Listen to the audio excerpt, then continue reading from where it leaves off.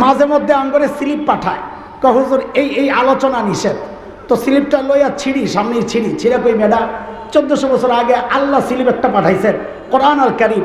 Slip ওইটা দেখা কথা কমো না, তোরটা দেখা কথা কমো। এটা আলেম হয়েছি তোর স্লিপ দেখা কথা কওয়ার জন্য না, তোর পরামর্শ নিয়ে কথা বলার জন্য না, আলেম হয়েছে আল্লাহর কথা শোনার জন্য কথা কর। ঠিক বৈশাখে মিছিল বের করে চেতনাদারীরা, আমাদের কোনো কথা নাই, মিছিল বের করো, কিন্তু কিছু প্রশ্ন আছে, আমরা বলবো না, আমাদের প্রশ্নের জবাব দিয়ে দাও। আমরা বলবো না বৈশাখ নিয়ে কথা বলবো না, জবাব দিয়ে দাও। বৈশাখী মিছিলটার নাম ঢাকা ইউনিভার্সিটির ওই যে চারুকলা ইনস্টিটিউটের পক্ষ থেকে মিছিল বের করা হয়। মিছিলটার নাম হচ্ছে মঙ্গল শোভাযাত্রা, মঙ্গলের মিছিল। আচ্ছা, এই মিছিল মানুষের না জীবজন্তুর? জীবজন্তুর। এই মিছিলে অংশগ্রহণ করছে কারা? মানুষ। কারণ ভাষার পরিবর্তন, বাংলা ভাষার পরিবর্তন, এটা তো মানুষেরই আল্লাহর নিয়ামত। অমিন আয়াতিহি খালকুস সামাওয়াতি ওয়াল আরদ ওয়া ইখতিলাফু আলসিনাতিকুম ওয়া আলওয়ানিকুম। জীবজন্তুর ভাষা সব এক। আমেরিকার কুত্তায় ডাক দেয় ঘেউ, বাংলাদেশের কুত্তায় ডাক দেয় হাম্বা, ভারতের কুত্তায় ডাক দেয় মেও। পোলাপান কথা ক, কি ডাক? কোন ডাক?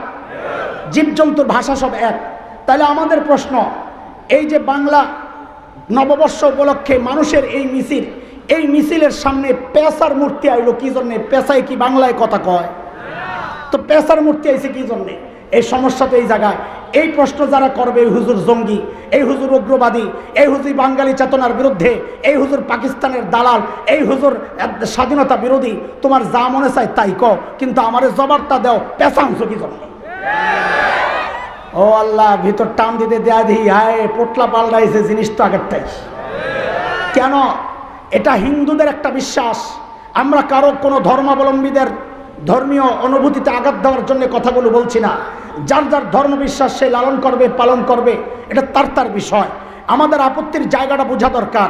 কারো ভিন্ন ধর্মের কারো বিশ্বাসকে যখন বাঙালি চেতনার নামে মুসলমানদেরকে কেউ গিলাইতে আসবে, তখন প্রতিবাদ প্রতিরোধ করা আমার ইমানি জিম্মাদারি হয়ে যায়।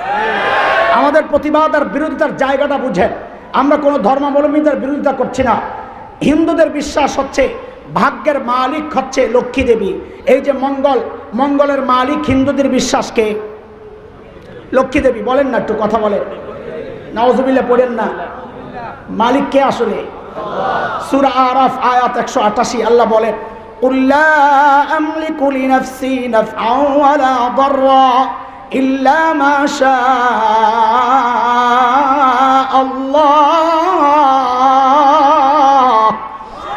ভাগ্যের মালিক এত আজ থেকে সন্দেহ আছে? চিল্লা এখন, ভাগ্যের মালিক হিন্দুদের বিশ্বাস ভাগ্যের মালিক লক্ষ্মী দেবী। হিন্দুদের বিশ্বাস লক্ষ্মী দেবীর স্বামী বিষ্ণু দেবতা। হিন্দুদের বিশ্বাস লক্ষ্মী দেবীর 6 মেয়ে, ছেলে না একটাও। কয় মেয়ে? পদ্মা, পদ্মালয়া, ইন্দিরা, শোভা, কমলা, রমা। এই হচ্ছে লক্ষ্মী দেবীর 6 মেয়ে। হিন্দুদের বিশ্বাস লক্ষ্মী দেবীর বাহন হচ্ছে পেঁচা। লক্ষ্মী দেবী পেঁচার উপর সাওয়ার হইয়া সারা দুনিয়ায় বিচরণ করে। এইবার সবগুলারে মিলান, দেখেন ফলাফল কি আসে। মিছিলের নাম মঙ্গল, মঙ্গলের মালিক লক্ষ্মী দেবী, লক্ষ্মী দেবীর বাহন পেঁচা। মানে কি? ওরা বুঝাইতে চায় কি যে আজকে নববর্ষে প্রথম দিন আমরা মা লক্ষ্মী দেবী আপনাকে আহ্বান করছি, আপনি এসে আপনার বাহনে আরোহণ করেন, এই মিছিলের নেতৃত্ব গ্রহণ করেন। কারণ কি? আপনি এই মিছিলের নেতৃত্ব গ্রহণ করলে এই মিছিলে আমরা যারা অংশগ্রহণ করেছি আমাদের আগামী বছরটা মঙ্গলের হয়ে যাবে। নাউজুবিল্লাহি মিন যালিক। তুমি বাঙালির চেতনা উদযাপন করো, অন্যভাবে করো, আমাদের কোনো আপত্তি নাই।